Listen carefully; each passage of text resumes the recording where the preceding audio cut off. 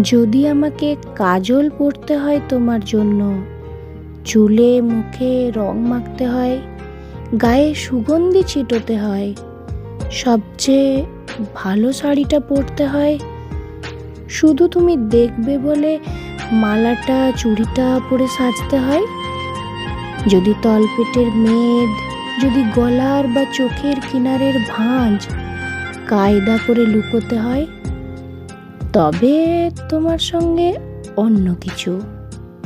প্রেম নয় আমার।